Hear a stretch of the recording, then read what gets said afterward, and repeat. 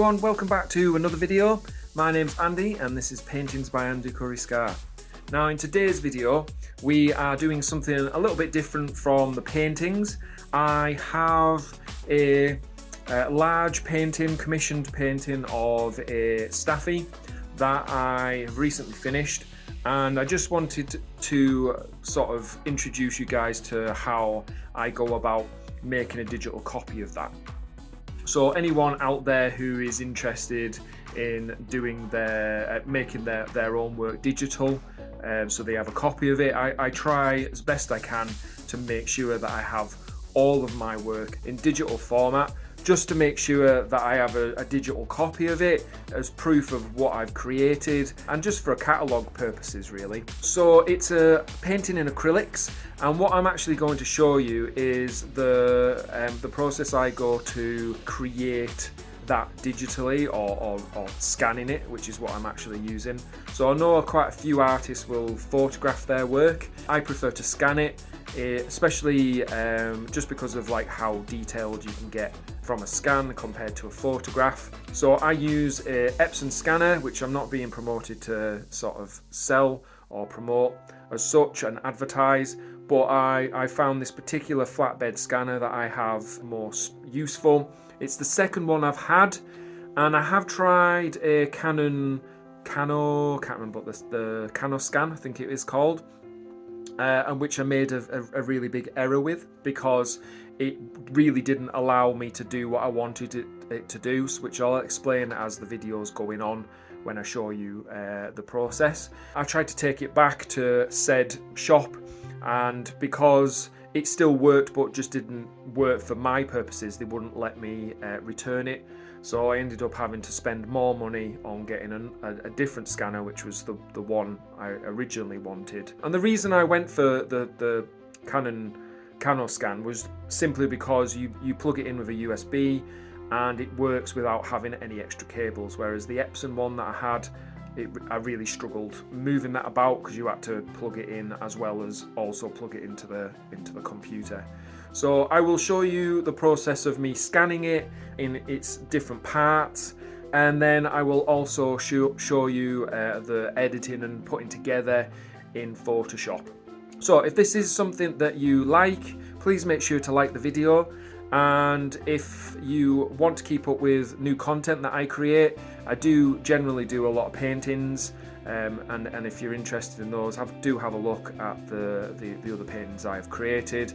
And if you want to keep up to date with new content, please hit that subscribe button, because it all helps in the long run. So without further ado, practice makes perfect, so let's get painting and scanning. So this is my setup. I have a scanner and my computer, in particular is a Mac. I am joined by my glamorous assistant, as you can see, my rabbit, who is a line head called Bert. He generally is covered in hair all the time because of his fur, and no matter how many times I clean him, he still gets covered in it. Now I say he's a glamorous assistant. He looks cute, but he's probably going to be more of a hindrance than an actual help. But hey, I've got to let him out, and I thought it might be quite funny. So what we're doing today is we're going to take this painting, I'm going to scan it in, show you how I do that, and then from that I'm then going to piece it back together, because you may notice if I put that against this, it's a bit too big to fit into the whole of the scanner. This is an A4 scanner, and this is about A3 size roughly. So I'm going to show you how to do that by scanning it in. Now I'm using a piece of software called image capture, which is built into Mac. If you're using a PC, then you could probably download he's going to probably make a real loud noise in a minute, I'm just forewarning everybody. If you're using a PC, you might use something like the driver or software that comes with the scanner that you have, but I prefer just to use image capture, which you'll see on the screen now. And it does a lot of interesting things, things that are quite easy to use. it's straightforward and you don't really have to fiddle with it too much, so that's kind of why I like it, as opposed to downloading an extra bit of software and trying to do all that. It's already built in. So if you're struggling with yours, you might just need to watch a couple of YouTube videos. I obviously don't have a copy of those to show you, but I'm sure you could find it for your particular scanner. Now the scanner I'm using is an Epson, and I'll leave a description. Sorry about that, he's just pushed his cage door down. He likes to think that's a bit of a game.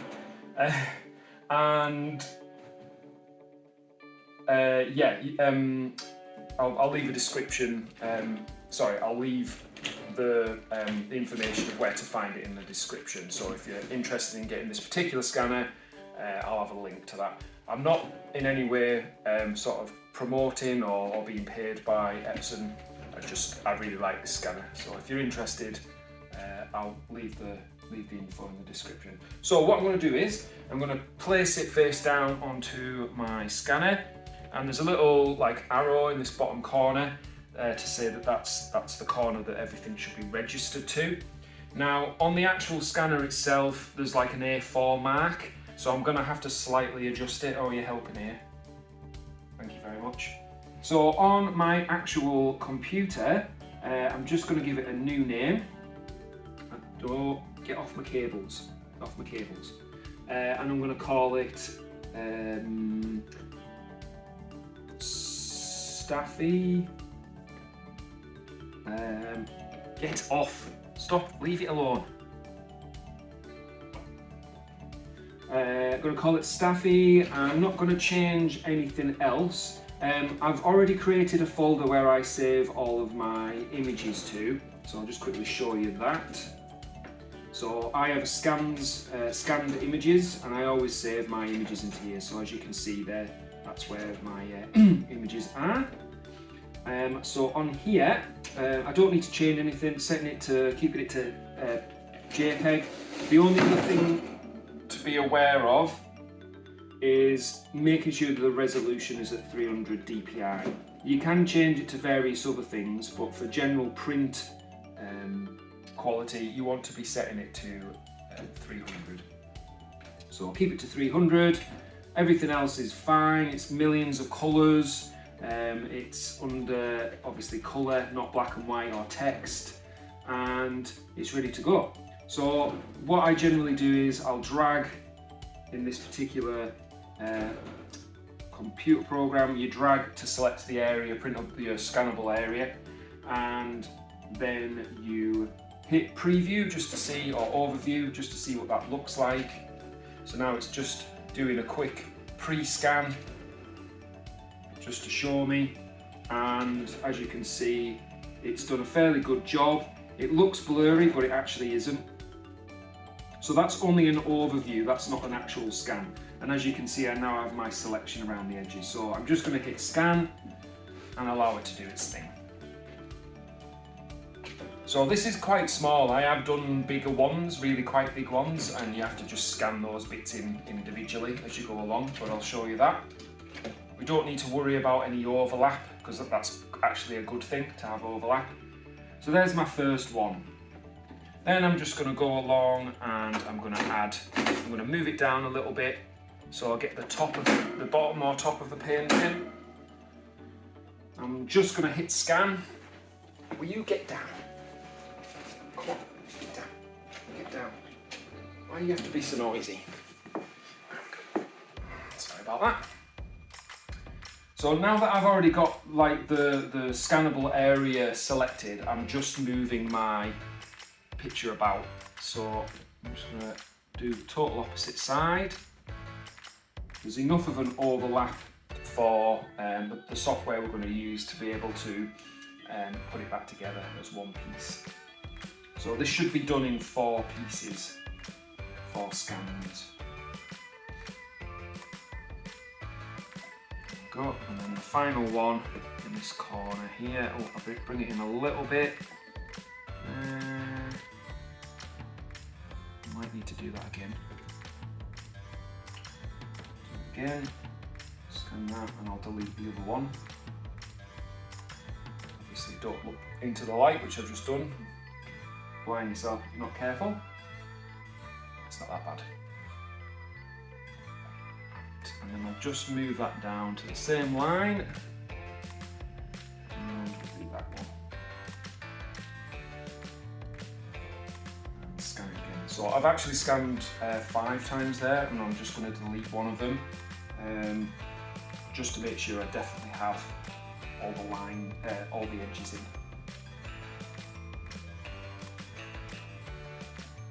There we go. Right. So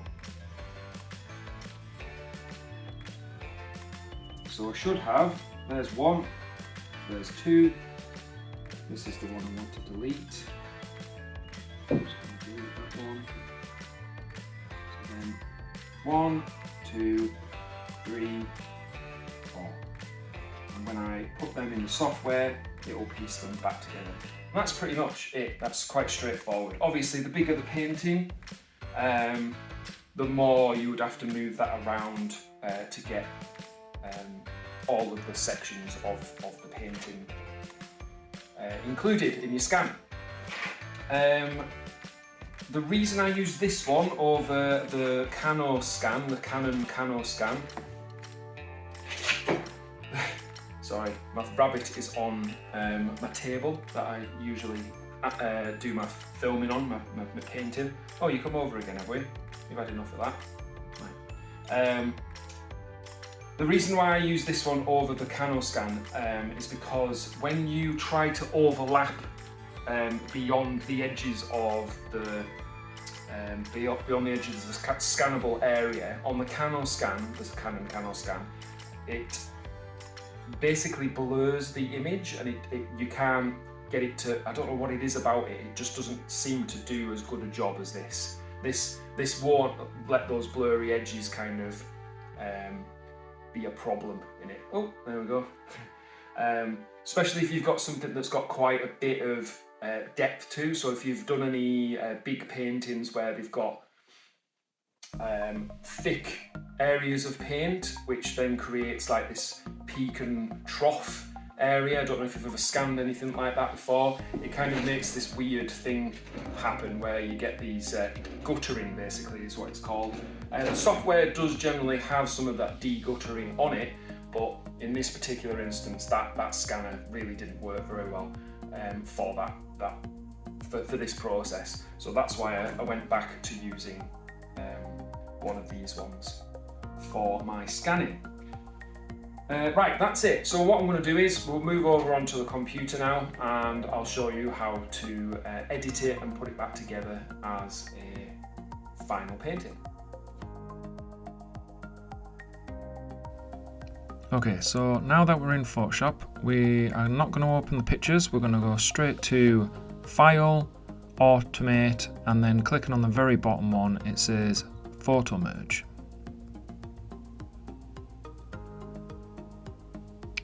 You then get this panel that pops up, and this area here is where we're going to grab our pictures. Now you can either select the files individually, or you can set a folder. Once you've decided either, you click on Browse, and you locate the pictures that you want to edit together. So mine are already saved in this Scans folder, and I just need to select by holding Shift the pictures I'm going to use. They automatically get put in here, and then I'm just generally going to go for auto layout. You can choose various other ones, but auto kind of does all of the ones below, and there's quite a number of settings at the bottom here that you can play around with if you really wish. Content aware is quite good for just filling in any areas that are blank. Press OK, and it should start to stitch those pictures together. Now, depending on your computer, this might be a fast process or it might be quite slow. Thankfully, I'm working with quite a fast computer. You can see it's starting to put it together, and what it does is it finds the edges and it blends the edges together for you. Good piece of AI built in that's been around for quite some time in Photoshop. There we go, rather quick. As you can see, it's got quite a lot of rough edges and it's upside down, so we need to change that round by going to image, rotation, and rotate it 180 degrees. We can then go in and crop it, removing that horrible black background. Just trim it a little bit, tops and bottoms.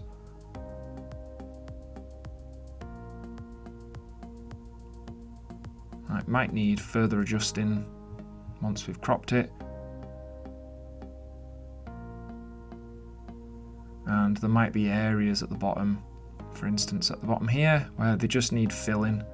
So I'll just go to fill or edit fill and do content aware, which will just fill it in with some white.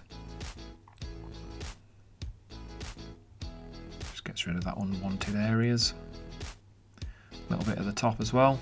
So all I'm using there is the regular rectangular marquee tool to select the area, and then I'm going to edit fill, content aware. There's lots of other little bits that are unwanted. Could do the same again for those, just to tidy up the background. It does a fairly decent job.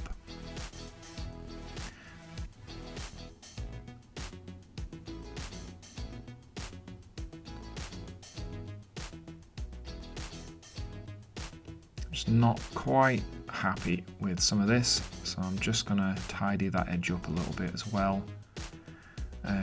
There was a little bit of colour coming in there, so what I've done is I've selected it and then I've desaturated it. Now you wouldn't be able to do this unless all of those layers were merged together, and what I actually did was I made a copy of it before I did that.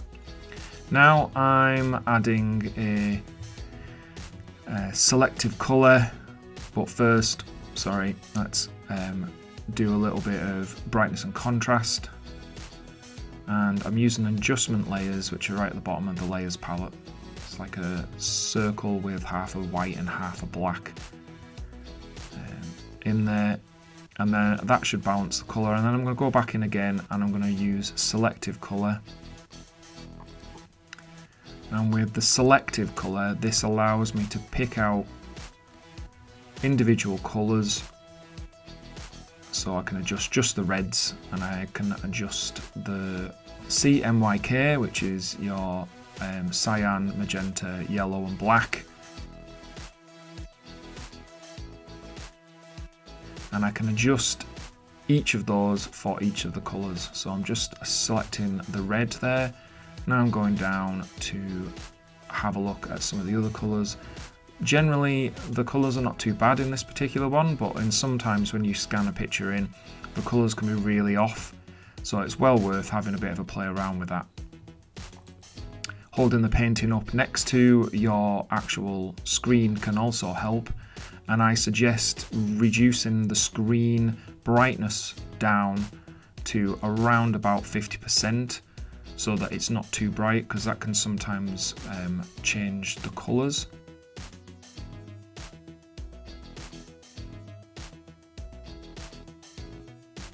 In this particular instance, I quite liked the colours. They didn't really need to be changed, so I just changed the brightness and contrast just to make it a little bit darker and brighter in places. Finally, I'm just going to save it, so I'll make sure I save it as a JPEG. And give it an appropriate name and save it into a place where you can find it, so that you're not going to look for it and struggling to find it at a later date. I always save mine into a paintings folder so I can easily find them. And I need to make sure that it's maximum, so right the way up, so it's 12 or maximum, or pull the slider to the right, and that will save it as a final picture. Thank you for watching, and I hope you enjoyed it.